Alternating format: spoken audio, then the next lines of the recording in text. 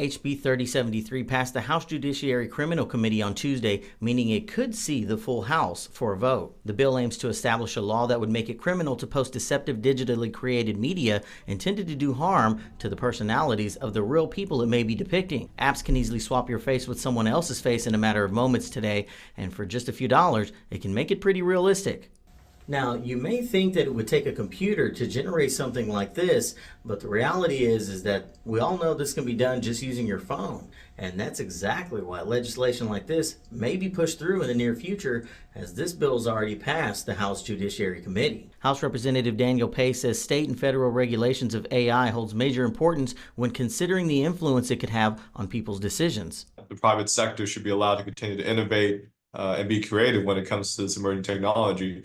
But we have to put some reasonable parameters in place. Representative Neil Hayes, the author of HB 3073, says the consequences of AI deception reach much further than gaining views on social media. If you break down the barriers of trust, where people don't know if this really is real, then they're not going to really trust anything. And that's really going to have an impact, I think, going forward in our society.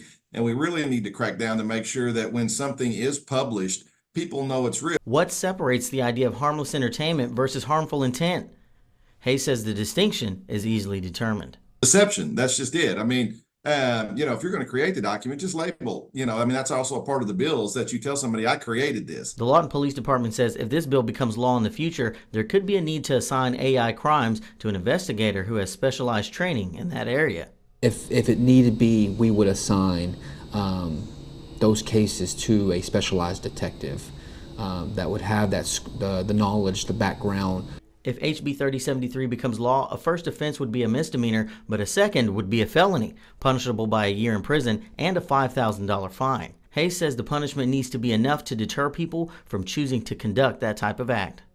If the bill sees the full House for a vote, Hayes says it could be any time between now and mid-March, plenty of time for deepfakes to continue to surface. For the record, I do have permission to be my coworker Jared for the day. Reporting for 7 News, I'm Jonathan Jared Burke Lewis.